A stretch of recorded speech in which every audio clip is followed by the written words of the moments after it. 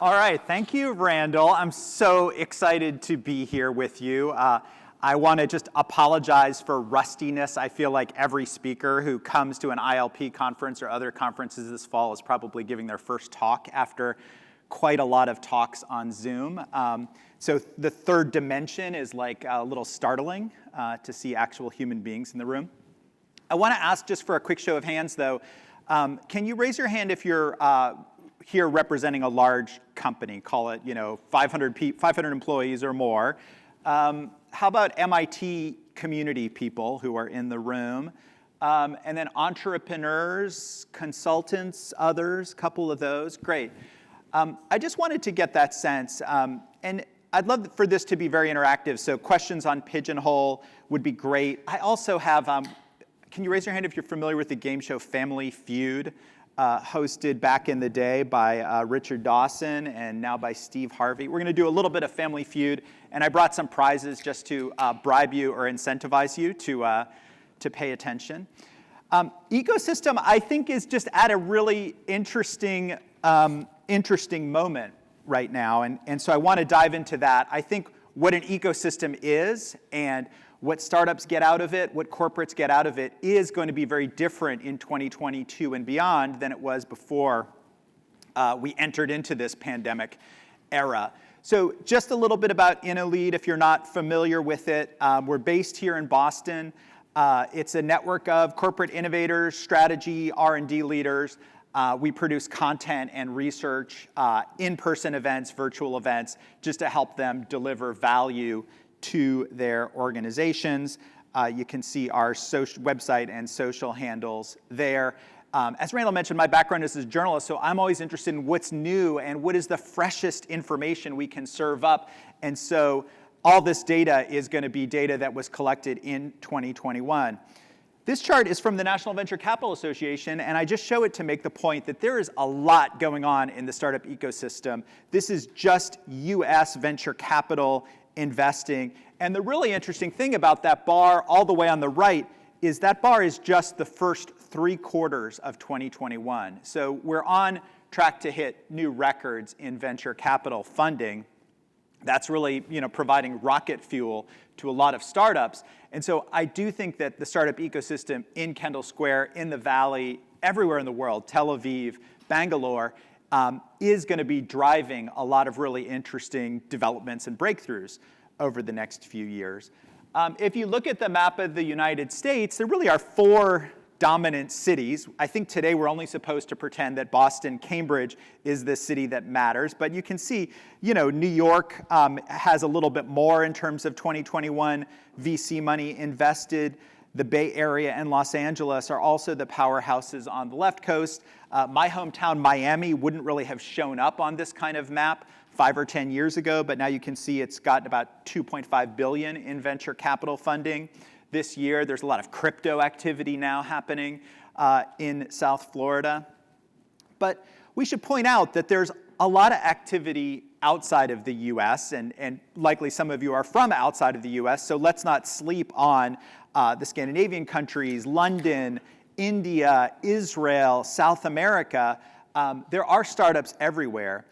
And so I think we're at this moment where the way we talk about ecosystems and the way we interact with ecosystems, if you're in a large company, is going to have to change. You can see my kind of before and after chart here, and I just tried to highlight 5 of the things that feel very obvious right now.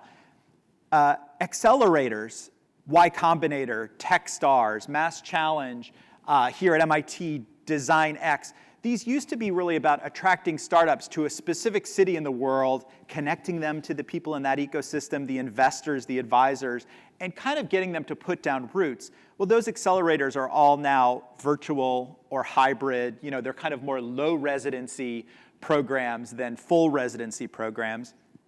Obviously, at most conferences and networking events, here in Boston, you could go to a great conference every day of the week before the pandemic. A lot of that activity is happening on Zoom now.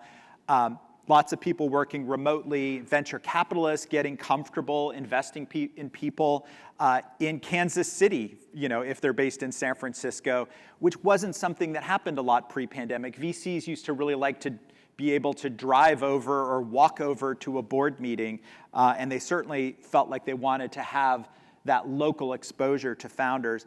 And finally, I've been talking to a lot of startups this year that are cutting their office space in half or getting rid of it entirely. You have key members of startup teams that have felt like, okay, I used to need to live within a T-ride of Kendall Square, and now I can live on Cape Cod, or now I can live in Rhode Island, or I can live out in Western Massachusetts. And so it feels to me like there's a little bit of spread or disaggregation of what used to feel like this very concentrated ecosystem, whether you went to San Francisco or you went to New York City or you went to Cambridge. So obviously I was talking over the coffee break with our next speaker, Michael Davies, about, well, what are the exceptions to this disaggregation, remoteness trend? Obviously universities, and just I'm sort of trying to see if I can get ILP to throw me off the stage by showing pictures of Stanford and Georgia Tech on this slide, because I don't think anyone's been physically pulled from the stage at one of these conferences before, but today could be a first. So obviously universities create a lot of gravitational pull, create a lot of intellectual property, spawn a lot of startups. Students often do want to stay in the place where they earned a degree. They've gotten to like Cambridge, or they've gotten to like Palo Alto. Companies like Commonwealth Fusion on the left there need physical space to work, and they need people working together in the same place. And so they started off in MIT's The Engine laboratory or shared workspace, which is right down Massachusetts Avenue, closer to Central Square. You've got spaces like the Los Angeles Clean Tech Incubator, like Greentown Labs, obviously lots of biotech lab space. And that is, I think, the countervailing force that kind of is keeping ecosystems somewhat centralized. Universities, life sciences, robotics companies, people who want to work on a physical product or a scientific endeavor together. So some of this, it's interesting, we heard in the prior presentation from Professor Papp, ecosystem strategy for large companies, I think, is going to get more global, more focused on these business needs or very well-defined business problems where you're going out to hunt for a specific solution. I think corporates are starting slowly to get more open and communicative about what is our goal in engaging. You see some corporates posting open innovation challenges or doing these things called reverse pitches, where you might have a few technology or business unit people from the company getting up at an in-person event or a virtual event and explaining, hey, we're interested in these technology areas, we're looking to interact with startups. And the last thing on this slide is just more respectful of startups' time. And the quick point I'll make about that, and we can talk a little more in the Q&A if you'd like, is you have to be careful about, are you attracting the best startups in your space, or are you just attracting startups that are so desperate that they need support from a corporate? They need your logo on their website to go raise the next round of funding, or they need a $50,000 pilot project with you to stay alive. And I do think that startups are very careful with their time. The best startups are. And so, there is this interesting divergence that happens of, are you talking to startups that really need you and are kind of in a desperate spot but are not the highest quality startups? And maybe the A-grade startups are saying, look, I don't want to take the 15th meeting with your company when it's still not clear, are we going to have some kind of business relationship, or are we going to get some kind of funding? And so I do think this respect is an interesting point. So this is a report that we published with ILP and the Startup Exchange in September. All of the data was collected in July and August, so it's relatively fresh. I'm going to hope that some of the text on these slides is readable. And again, we're warming up to asking you some questions in the Family Feud game show segment of this presentation. We asked about the why. Professor Papp was also talking about this. What are the key drivers? And just to hit on the top three, we're looking for technology products or services that plug in or are complementary to our offerings. That makes sense. Number 2 is to solve identified business problems. So we're not just looking out there to learn or see what the trends are. That's reason number 3 is kind of let's stay up to date. Let's understand what's happening out there in the world. We asked about what are the mechanisms, how do you interact or how are you thinking about interacting with startups? The light blue bars on this chart are things that corporates do today, and this is a data set of corporates from around the world, largely North America. The medium blue is we're considering doing this, and the darkest blue is we don't do those things. You can see that there aren't a lot of companies talking about reverse pitches or open innovation challenges. There aren't a lot of companies doing that today. About a third do it, a third are considering it, and a third don't do it.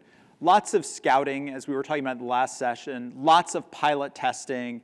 A decent amount, 63%, say we make investments in some way, whether it's we're limited partners in a venture capital fund, we have our own corporate VC fund, we work with an accelerator. And then again, a pretty big drop-off when you get down to we acquire startups. Only about 40% say we have experience doing that.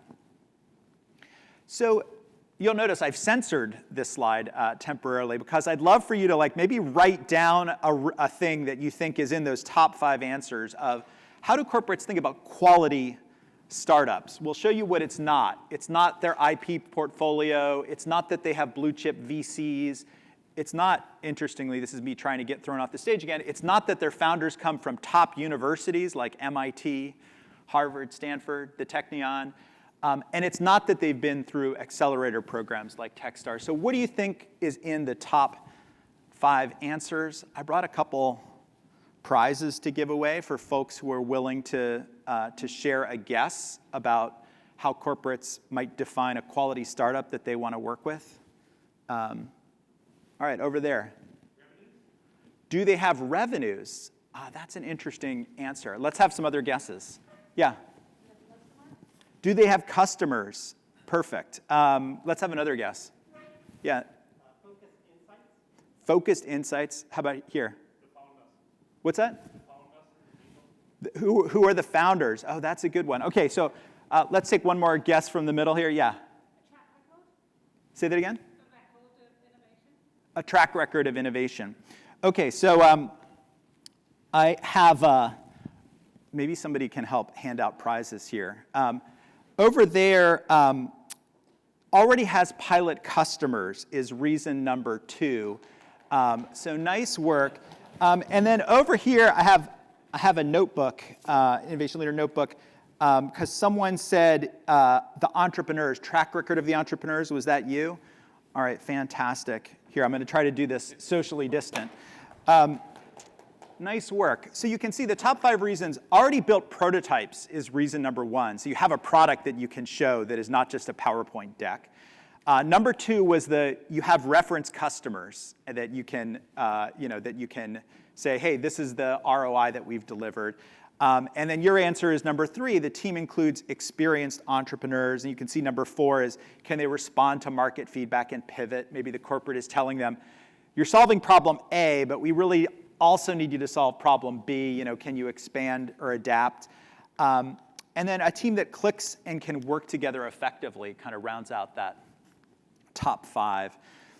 So these next 2 slides are about challenges, because I think talking about the challenges is really important so that you know what you're going to have to overcome. You know what the hurdles are that you're going to have to jump over. And you can see some of the things down on the list, cultural differences. The startup isn't professional enough. They don't give us consistent and reliable support, lack of transparency, challenges training in the use of new software or equipment. So those are on the list, but not in the top 5. So give some thought to what do you think are the biggest challenges? And this is us asking the corporates, what problems do you run into when you're trying to work with startups? Yes? Intellectual property. Good guess. Let's have some others. Yeah? Financial stability. And one more, yeah? How do they commercialize? How well are they commercializing? All right. So I think at least one of those answers we should say was accurate, right? Intellectual property is number 4. So we've downgraded a lot in prizes, and I'm now doing chocolate, Lindt chocolate. So someone had IP here in the middle. All right, let's see how you do. Oh, my throw is bad. Convincing other decision makers to invest. It's interesting, we didn't ask about financial stability. We didn't give that as an option, and sometimes if you don't give it as an option, it just gets thrown into that other category. Different expectations, how high priority is the relationship, how much bandwidth do people have, and then the integration with existing systems kind of rounding out the top 5. I thought we'd do just one more slide where I'm going to give you an opportunity to guess some of the answers here. This is us asking entrepreneurs, what are the biggest challenges of getting things rolling with a large company? Legal and contractual issues there towards the bottom. They also say cultural differences can play a role. All the way at the bottom is valuation, deal terms, security and risk concerns. I actually thought security and risk concerns would show up higher on this list. But any guesses what startups said is in those top 5 reasons? Yeah. All right, great. Slow decision making. Yes. Does the startup have product market fit? Great. And let's see, one other guess. Got 2 last Lindt chocolates here. Yeah. Funding gap. Say that again. In funding. A gap in funding. All right. So speed is the number 1 reason. So maybe I'm not going to try to toss this so far, but I'll deliver it to you after the talk. Or let's see, Randall can give me a hand here. All right, it's now floor chocolate. Getting introductions to the right person in the company, understanding how they interact with startups, expectations management. I'm not sure if you feel like we got close enough to those answers, but we'll give you a prize for participating in the second row here. Carl, let's see how you do on catching. All right. And interestingly, this understanding ways that they interact with, this is what we were talking about in an earlier slide, right? Like, can corporates get clearer about the modes of interaction? Do you make investments? Are you looking for something kind of to put through your retail distribution channel or to have your professional services team deploy? It kind of, a lot of this stuff feels mysterious or feels like a black box from the startup's perspective. So just a couple other data points from this report, and then we can go to Q&A because I'd love to hear what's on your mind. This was about after the pilot test, what are the challenges of trying to scale up? And you can see that looking for the right person or the champion in the company that's going to help make this scale up happen is the number 1 reason, far above all these other reasons, with more than half of the respondents saying that has been a challenge for us as entrepreneurs. I read a post this morning suggesting that a lot of companies have heads of R&D or chief innovation officers. Maybe they need a chief adoption officer to make sure that internal great ideas or great startup ideas actually get adopted or actually get deployed. To me, I feel like, well, that's what CEOs or COOs do, right? Is they should be making sure that, if we're investing in these startup relationships, if we're investing in our own idea challenges or our own R&D, let's make sure that it's getting scaled up and it's getting deployed. But this really is just a huge valley of death, I think, in startup relationships, in internal innovation, is really thinking about, once you've proven something, once you have a little early data from a pilot, how do you really get it operationalized? And then I think I have just this one last slide to talk about geographically something I found interesting, which was that we asked about how more active have you been getting during the pandemic era when it comes to ecosystem participation and startup engagement. And we found that in Europe and Asia Pacific, that was where the activity has been increasing over the last 18 months. And in North America, you'd say, 46% of North American companies say no change. 26% say we've actually decreased our activity. And so that was kind of a surprising insight.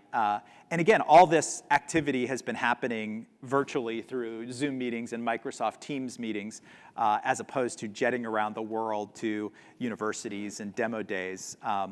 So the last point that I'd love to come back to is just that I think we are in an era of change of what an ecosystem means and how, how startups participate, how VCs participate, how corporates and universities participate. I'm interested to hear what you're seeing and also take some of these questions. But thank you for being such an interactive audience. I really enjoyed doling out some prizes today.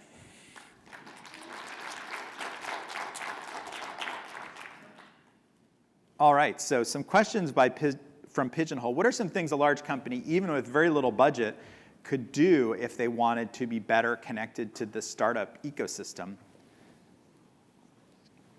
I think just one example would be there are venture capital firms that likely invest in your industry or in your sector. And so getting to know those VC firms, they all want corporates to meet with their client, with their portfolio companies, do tests with their portfolio companies, potentially become customers. And so I think those VCs tend to see a lot of the really interesting startups, and often they will tell you about startups even that they haven't invested in, just to kind of build relationships. And so I think talking to the venture capital firms in your space is free, and would be a pretty good move. What am I seeing with startups in terms of their need for physical office space or in-person collaboration? I do think that most startups, if they're a biotech company or robotics and they actually have a molecule or a product that they're working on, they really have been eager to get back in person as soon as they could, and had been in person last summer. Some software startups and digital startups feel like the collaboration in person is important. I talked to a female entrepreneur doing a marketplace for kind of caregiving, and she was doing meetings in her driveway. Like, she'd pull out a whiteboard into her driveway and have people come over in the summer last year and do these outdoor meetings just to get that, the free flow of ideas happening. But a lot of startups, as I mentioned before, have been giving up their offices entirely and just saying, we're going to work from home or work from a WeWork office, or cutting their space in half and saying, now the office is going to be a place for meetings, a couple meetings a week, but it's not a place where you go to sit in front of your computer. Let's see, is this our last question, It is Randall? your last All right. What were the barriers the startup and corporate ecosystems overcame to go from physical to virtual digital engagement? Well, I mean, the COVID pandemic just forced everybody to stop traveling, and so you didn't so much have a choice of whether you were going to engage digitally. But I guess the other thing I would say is that I think people have come to their senses and realized that, spending a week in Cambridge or spending a week in Palo Alto, you're going to see some interesting stuff, but it's not a very comprehensive view of all the startups that might be relevant to your company. And I think that there are also a lot of databases, whether it's Crunchbase or CB Insights or StartGrid, SwitchPitch is another one, that have gotten really good at saying, we're going to try to compile startups and organize them by category, type, industry, amount of funding. And so I think that when travel was put on pause, a lot of corporates started to look at those databases more seriously and say, this probably gives us a more global view of what's happening in the startup world. Startup Exchange, of course, is another database I should mention, because I still have 20 seconds in which I could get thrown off the stage. But I think that corporates really started taking this database approach more seriously as a way to understand what was happening in the startup world. So with that, thank you so much. Thank you, Scott.